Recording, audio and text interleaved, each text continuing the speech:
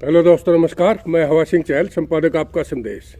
दोस्तों, हरियाणा की राजनीति बदल गई और कुछ दिन पहले ही कयास लगाए जा रहे थे कि ऐन लोकसभा चुनाव जब नज़दीक लगेगा तो वोटों का ध्रुवीकरण करने के लिए कुछ ऐसा खेल खेला जाएगा जिससे भाजपा को फायदा हो, और वही हुआ।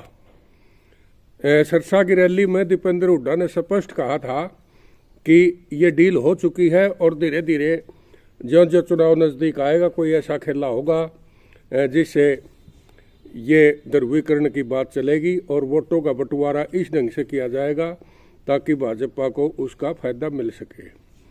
लेकिन सारी बातें किसी एक के कहने से नहीं होती। कई दिन से ये सीटों के बंटवारे की भी बात चली हुई थी और बीजेपी, जो कि कहने में भी नहीं बल्कि ये लोगों ने देख भी लिया है कि जितने छोटे दल इसके साथ लगे हैं तो लगभग उन दलों को या तो अपने अंदर समेट लिया है या फिर इतना कमज़ोर कर दिया है कि दोबारा उनके पास अगर कोई सीट आई तो उनके पास जाने के सिवाय कोई चारा ही नहीं छोड़ते ही है। तो ये स्पष्ट नज़र आ रहा है। हरियाणा के अंदर भी इन्होंने बहुत गजब का एक गेम खेला है भाजपा ने, क्योंकि अगर दुष्यंत चौटाला को सीधा पार्टी से बाहर सरकार से बाहर निकालते या बर्खास्त कर देते तो बात दूसरी थी।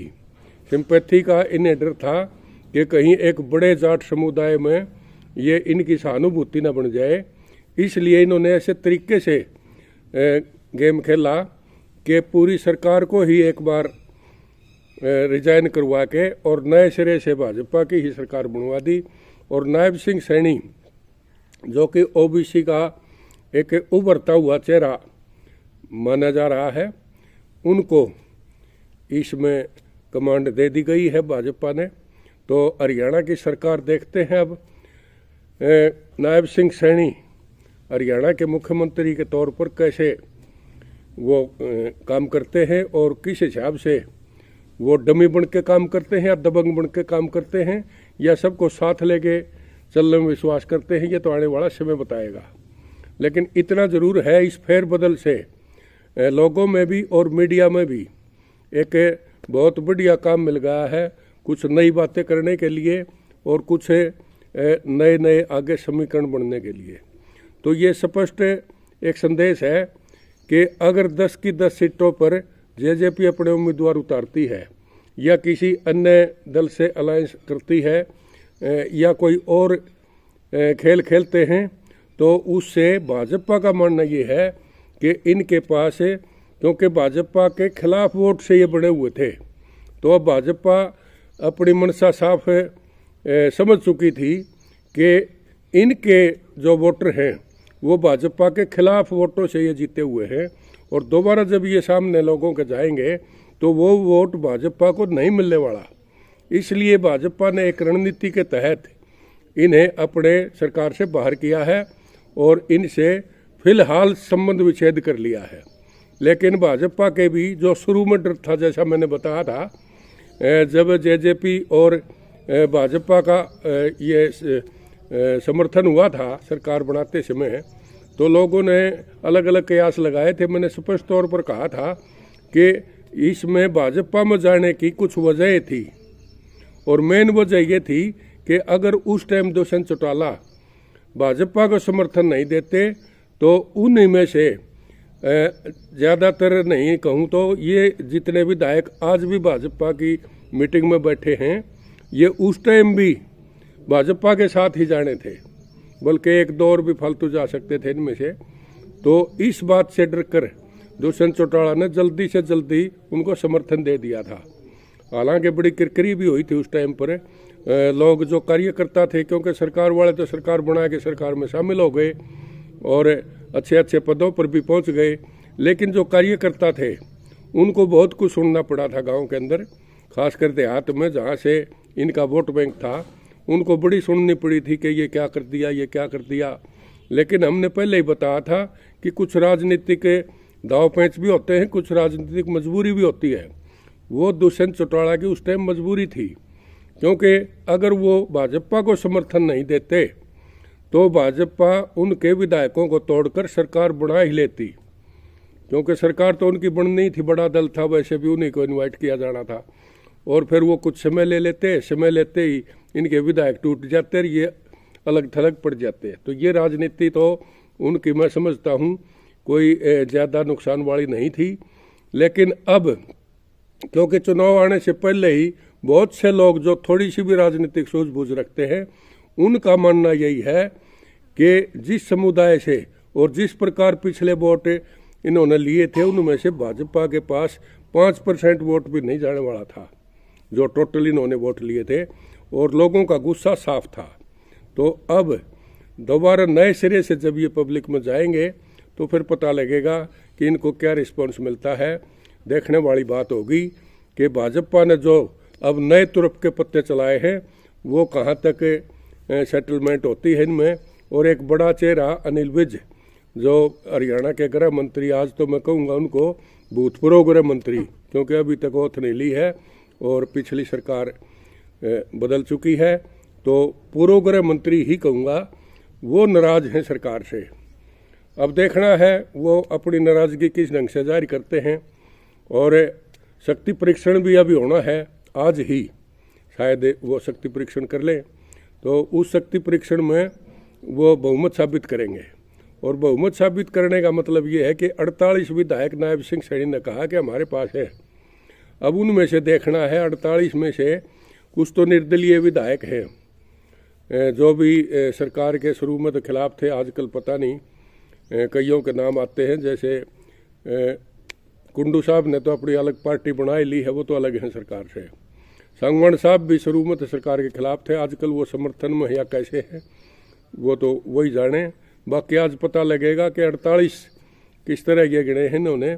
और इसके बावजूद भी अगर 4 जेजेपी के विधायक भी अगर इनको समर्थन करते हैं तो इनके पास तो बहुमत से भी ज़्यादा आंकड़ा पहले वाला ही बन जाता है।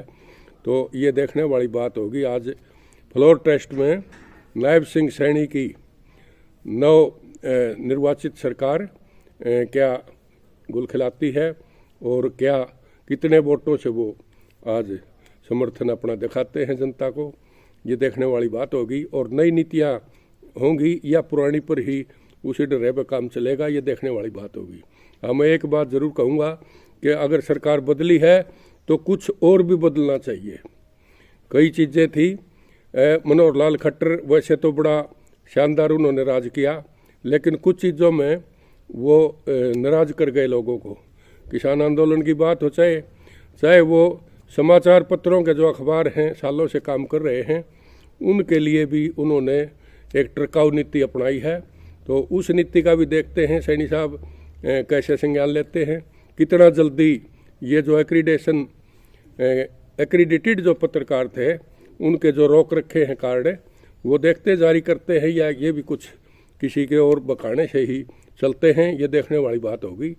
लेकिन उम्मीद ज़रूर बंधी है कि जो सरकार बदली है तो कुछ नया ज़रूर होगा, कुछ नई सुविधाएं भी शायद ये देंगे, ऐसी उम्मीद की जा रही है। वो तो समय ही बताएगा कि ये क्या करते हैं और किस ढंग से ये सरकार चलाते हैं। तो ओबीसी का बड़ा चेहरा ये माने जाते हैं, वोटों में कितना तब्दील होगा ये देखने वाली बात होगी।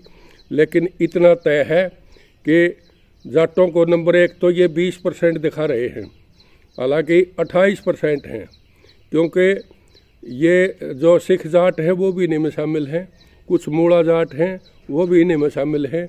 तो टोटल मिलाकर 27 या 28% जाट हरियाणा का बनता है, जाट वोटर। और उसके अलावा दूसरी जो अन्य जातियां हैं, खासकर जो अनुसूचित जातियां हैं, वो गांव में ज़्यादा रहती हैं। और बैकवर्ड क्लास में भी बहुत से ऐसे लोग हैं जिनको ये एक मुश्त मान रहे हैं, एक मुश्त वोट अभी भाजपा का नहीं है। और गांव के अंदर तो खासकर, क्योंकि एक दलित भी वर्ग है जो बड़ा वर्ग है, वो भी आज सरकार से इतना खुश नहीं है। तो देखते हैं आने वाले समय में क्या कुछ ये इनके लिए लेके आएंगे। अभी चुनाव है, चुनाव में पता लग ही जाएगा कहानी क्या है, कैसे वो डील करते हैं इस मामले को। लेकिन इतना ज़रूर है कि अब नई सरकार से कुछ नई उम्मीदें लेकर लोग देख रहे हैं कि किस ढंग से नायब सिंह सैनी हैंडल करते हैं, किस ढंग से अफसरों पर लगाम लगाते हैं और किस ढंग से जो रुके हुए काम हैं उनको आगे बढ़ाते हैं या कुछ नया करते हैं, ये देखने वाली बात होगी। आज फ्लोर टेस्ट है, हो सकता है आज कुछ इनके नाराज विधायक वोटों में कम ज़्यादा कर जाए। सरकार तो नहीं गिरेगी क्योंकि सरकार तो इन्होंने पूरा मजबूती से अपना पड़ा बांध के नर उसके बाद ही करते सारा काम। लेकिन कुछ विधायक अगर नाराज हैं तो शायद उनकी जगह दूसरा इंतजाम जरूर कर लिया होगा इन्होंने, तो वो तो व्हिप जारी करके उनको गिन लेंगे। लेकिन सरकार को कोई खतरा फिलहाल नज़र नहीं आता।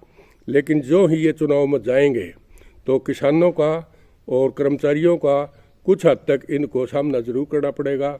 बहुत से हैं, मजदूरों के भी काम काफ़ी लटके हुए हैं और ख़ासकर जो सोशल मीडिया है उसने पूरी तरह से अब पकड़ बना रखी है। गांव देहात के अंदर गली गली तक सोशल मीडिया मौजूद है। अब देखते हैं सरकार की क्या नीतियां होंगी और इस फेरबदल से जनता का कोई भला होने वाला है या फिर वही लारे लप्पे वाली सरकारें चलती हैं, ये देखने वाली बात होगी। उम्मीदें जरूर लोगों को बंधी हैं कि एक युवा चेहरा ही कहेंगे क्योंकि उम्र ज़्यादा नहीं उनकी, शायद 54-55 साल की उम्र होगी नायब सिंह सैनी की। तो अच्छे दिखने में पर्सनैलिटी बहुत है, लंबे चौड़े कद काठी के, बहुत ही बढ़िया पर्सनैलिटी का व्यक्तित्व तो जो उनका है वो बहुत ही अच्छा है। काम किस ढंग से वो करते हैं ये देखने वाली बात होगी। तो आज इतना ही, कल कोई ख़ास बात और होगी तो मैं ज़रूर आपसे शेयर करूँगा।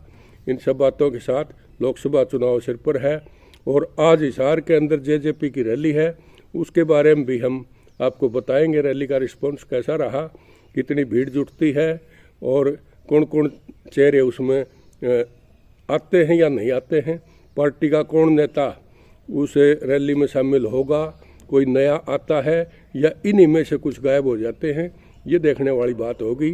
तो वो खुलासा हम आपको ज़रूर करेंगे।